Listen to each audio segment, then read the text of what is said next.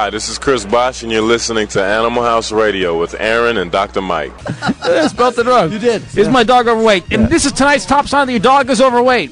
Your dog has to pay for an extra seat on an airplane, and you don't. Hit me with that music louder, brother. That's tonight's sign that your dog is overweight. Brought to you by ismydogoverweight.ca. For all your obesity issues for your animal, check it out.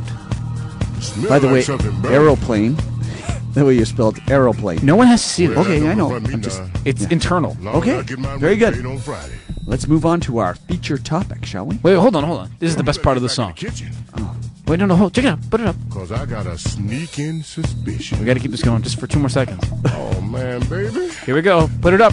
Baby, you just burned my balls. My balls on fire. Hello. Obviously, his wife left the oven on too long.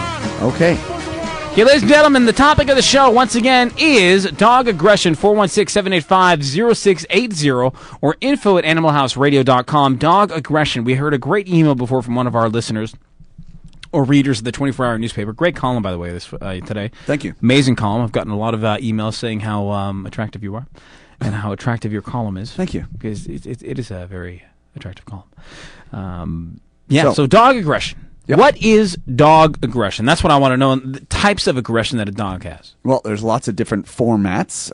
The most common ones are these top 3. Dominance is 1, territorial is 2, and fear is number 3.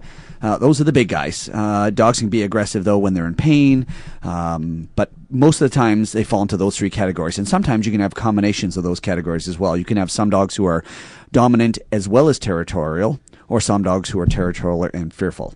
So, when it comes to these dogs that Susan's talking about with her border terrier, it sounds to me like that little pooch is a dominant aggressive dog. Okay. And in my experience, all the little terriers, even my lovely little Boston Terrier Dexter, are all prone to dominance aggression, which is essentially aggression towards fellow pack members.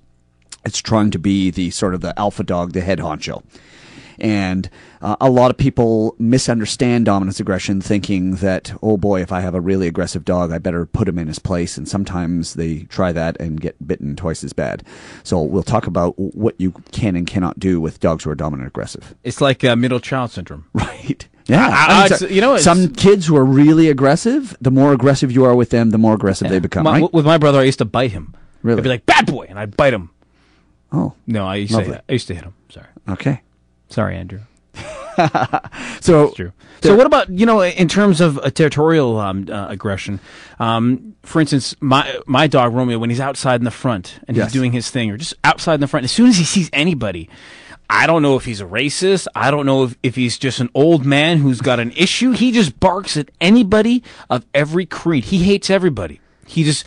That's a form of territorial aggression because he is not a dominant aggressive dog. No, but if you come in the house and hang out with him for 2 seconds, he's like, hey, what's up? Right. How's it going, man? But my big standard poodle, she barks at everything. Every time really? every time the doorbell rings, she barks. So that's territorial. Okay. And that's actually a very normal, very common type of aggression.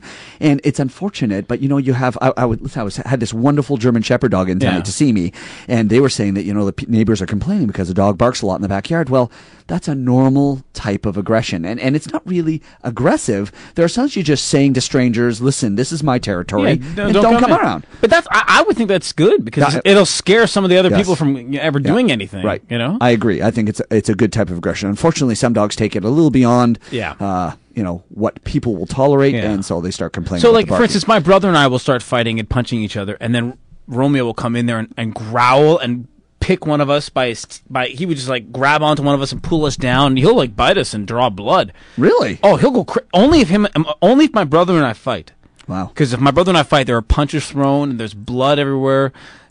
Well, you know what that is? That's an example of a type of territorial aggression and dominance aggression called interdog aggression. So he doesn't he sees you guys as fellow pack members, fellow dogs. And he's saying, guys, stop it. Right. I'm in charge. Yeah, right. Really? Yeah. It's kind of neat. Oh, so I learned this. Okay, so he thinks I'm going to have a talk with him when I get home. Yeah.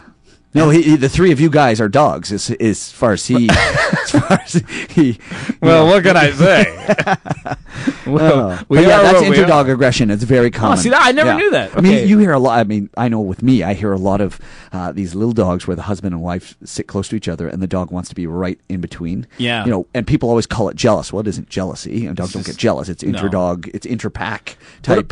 What about when dogs sleep on top of your heads on the bed? Are they? Because a lot of dogs sleep on the floor. Is there anything like is that a statement? If a dog sleeps beside you on the floor, if a dog sleeps on the bed with you, is that any form of not necessarily sleeping on the bed? Because sometimes that's just if they have a packing instinct where they want to be close to family members, that's fine. So, like that, but on the floor, which my standard poodle does all the time, that tends to be more of a submissive pose. When they sleep at the foot of the bed or at your feet. Or I need to have a talk with my dog. Why Romeo sleeps on your head? No, that's a big dog to sleep on your head. No. He sleeps on the floor, but then he'll sleep beside us, beside Deborah and myself. It's pretty, interesting. I think he's just a sociable dog. I mean, he loves people. He can't stand other dogs. He has the pack drive, which is a drive to be with other fellow pack members. Yeah. So he wants approval from you guys. He doesn't. He could care if we're put it this way. If we're running around in a dog park and there's 30 dogs and they're all chasing him, he doesn't care. He doesn't care. But all of a sudden, if he's looking at me and a dog comes beside him and gets in his way while he's looking at me, he'll flip out at the other dog and go nuts on the other dog because that's territorial aggression. So he's perceiving you as the territory. Yeah. Per se. He owns me. Yeah. Well, he thinks he owns you. But anyway. Yeah. I love but what's interesting about that pack drive is some dogs have a pack drive towards dogs and people, and some people just have an affinity towards. Some dogs just have affinity towards people. And I think Romeo's one of those guys. Yeah. He'd actually rather be around people than around dogs. And you know what? That's classic pit bull. I mean, Staffies, they're wonderful with people. They're very not well with other dogs. And that's not, I'm being, it's generalizing, but that's what I typically see, is that when it comes to pit bulls, in my experience, they're really nice with people. They're just not, I wouldn't trust them with other dogs. I hope Romeo's going to be good, because we just got a house, right? So I hope Romeo's going to be good with DeBombs, Deborah's cat. Oh, he'll be fine. Be fine? Yeah. He's a cool dog. Yeah, he is a cool dog. And I think DeBobs is one of those cats who can really sort of. No, you kidding me? She's a little. She's adorable. But I think that she has she appears to me to have enough confidence where she could probably smack him around a little bit if he. I think she'll hide for like a month, 2 months. So what are the things that cause an influencing? How do you influence, or what influences dogs to have aggression? Okay, well, genetics is one of the things. I mean, some of these dogs are just born aggressive. There's some dogs, like pit bulls. Yeah, well, they have a natural drive. I mean, and there's 4 different drives. There's that we were talking about, the pack drive.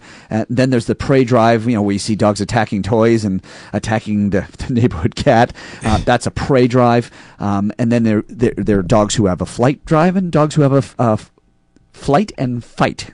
Those are 2 totally different. So flight dogs are like my poodle, which are very submissive and sort of skittish. And then there's the fight dogs, like my lovely Boston Terrier, who is, those tend to be the dominant aggressive dogs. So there's 4 genetic drives, and if you fall into one category more than the other, then you're going to lean towards a certain type of aggression, or, for instance, fear, or, depends on what drive state you follow in. So genetics is part of it, but more importantly is the environmental stimulus, the environment they're living in, and that's where we get involved. Yeah. And, one of the most interesting things I find in my clinic is that 70 or 80% of the dogs that I see that are aggressive are under 10 pounds. And 70 to 80% of those dogs, I feel that the owner is responsible for why the dog is aggressive. And I think, Susan, that your Border Terrier is in that sort of 80% category. And what I want to talk today mainly about is why those little guys are aggressive with their owners, or why they're aggressive with other people. So let me ask you a basic question. How are the owners involved in this? What's the trend? What does an owner have to do that creates these issues? That creates this aggression in dog. And well, one of the things that you don't do, and the reason probably why Romeo isn't dominant, is you don't pick them up. It's amazing how many people pick up these little dogs, and yet, if I were to say to them, if you had a Rottweiler, would you pick it up? And they'd say, no, well, it's a dog, and I am a firm believer that dogs, once in a blue moon is fine. But these people, Paris Hilton, classic example, walks around with her dog in her purse 24 hours a day. I think it's important not to pick up your pet too many times. And the reason for that is because you're elevating their status. And these little guys think they're the king. As Joey was saying about the king, they think they're the king because you're lifting them up and you're showing them off to the world, and they think they're the king. So one of the worst things you can do with a little aggressive dog is pick them up all the time. So when I pick you up and I walk around with you on my shoulder, does that mean that you think you're the king? He's never picked me up, ladies and gentlemen. But there was that one time at a bar in Phoenix, but we didn't know each other back then.